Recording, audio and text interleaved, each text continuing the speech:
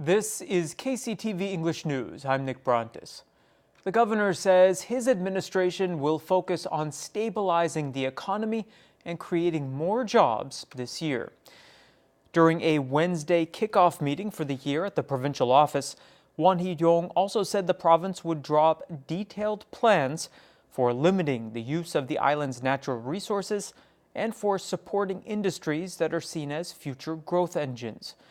Regarding the island's second airport, for which a feasibility study is almost finished, the governor said he would do his utmost this year to ensure national projects proceed smoothly.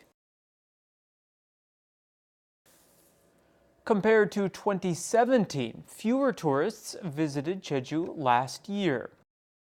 According to the Jeju Provincial Tourism Association, about 14.3 million people came to the island in 2018. That's 2.9% off the 2017 total of roughly 14.8 million. The island hosted about 13 million domestic tourists last year, 3.1% fewer than in 2017. That's the first decrease in that metric since 2010. Chinese investors oppose the provincial government's decision to increase the tax burden on non-Koreans who bought condominiums here but who do not live in them.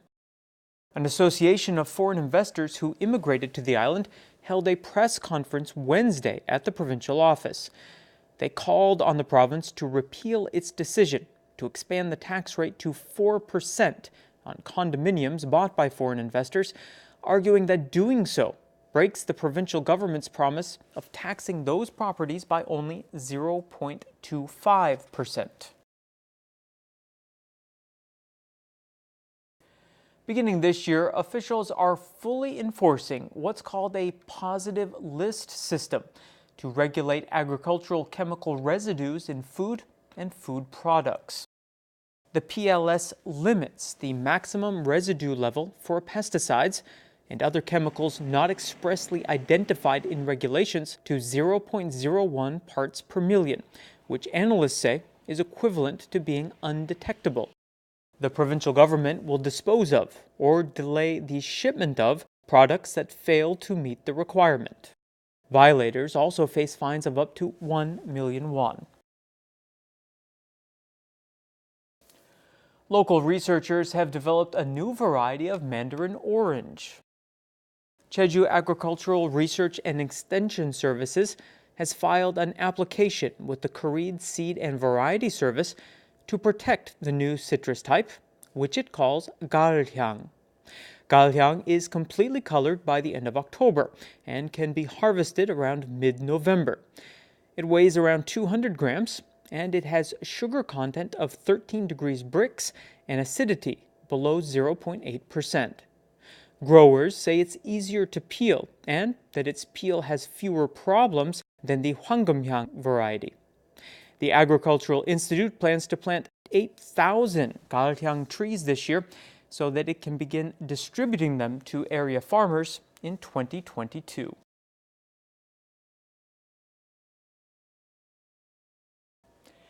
The provincial government recently convened a meeting of the Capital Verification Committee for the Oda Tourism Complex development. There are growing concerns about the role and effectiveness of this group, which is charged with identifying and verifying the sources of funding for the project. Joseph Kim explains. The Capital Verification Committee meeting was held last week for the Oda Tourism Complex. It has been 9 months since its latest meeting in March 2018. 도민들이 걱정하시는 또 도의회라든지 우리 행정당국에서 고민하시고 있는 그 부분에 대해서 우리 검증위원회에서 많은 위원님들과 같이 논의하고 또 좋은 방향으로 결정 주시도록. However, the results of the committee are disappointing to residents. The committee has reviewed documents submitted by the Ora Tourism Complex developer for a year, but it was evaluated that the committee failed to identify the capital. The committee agreed that if the developer makes a deposit into an account owned by the province by June this year, the committee will write up its final conclusion on the verification work. The committee is asking for a deposit of 337.3 billion won. It's 10% of the development cost of 5.218 trillion won after subtracting 1.8 trillion won of revenue generated by selling off parts of the tourism complex land. This could mean that if the developer pays a portion of the development expenses to the province, the committee would give the developer the green light. The committee was formed to verify the development project, financial eligibility, and financial supply plan.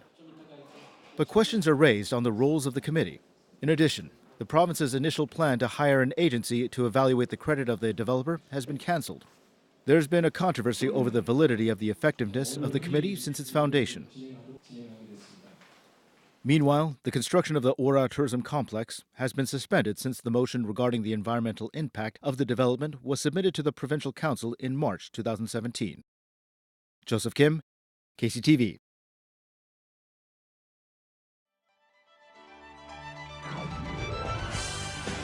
Get into the holiday spirit at the Jeju Winter Festival, where you can enjoy music, Christmas lights, and other attractions in the heart of Old Jeju City.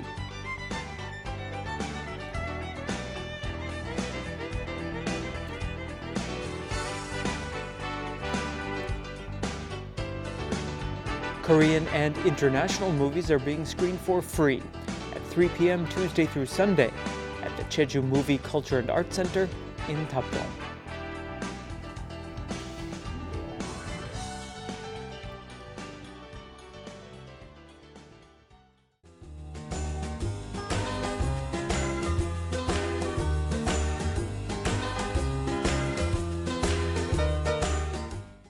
We're looking at overcast conditions Friday afternoon. For the details, here's your forecast.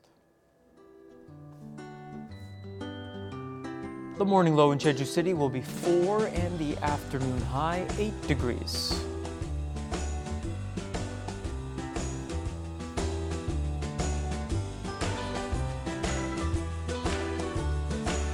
Temperatures in Seogwipo will fall between 5 and a relatively mild 11.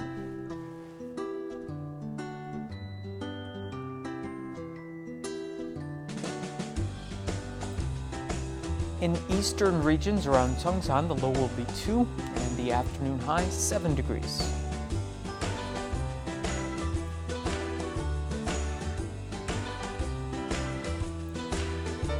Across the island in Gosan, temperatures will range from 5 to 7.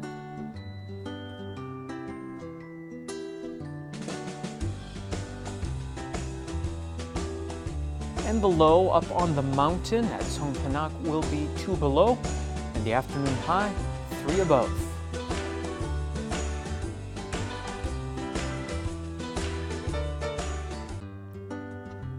Taking a look at the marine forecast, winds will be out of the north and northeast at 6 to 9 meters per second, and seas will be quite calm.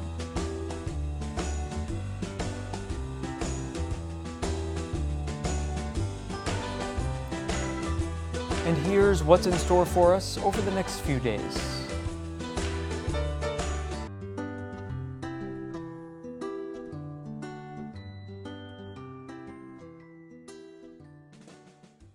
And that brings us to the end of today's broadcast. Thank you for tuning in, and I hope you'll join me tomorrow at the same time. We're now on YouTube. Find us by searching for KCTV E-News Jeju. 시청자 여러분, 감사합니다.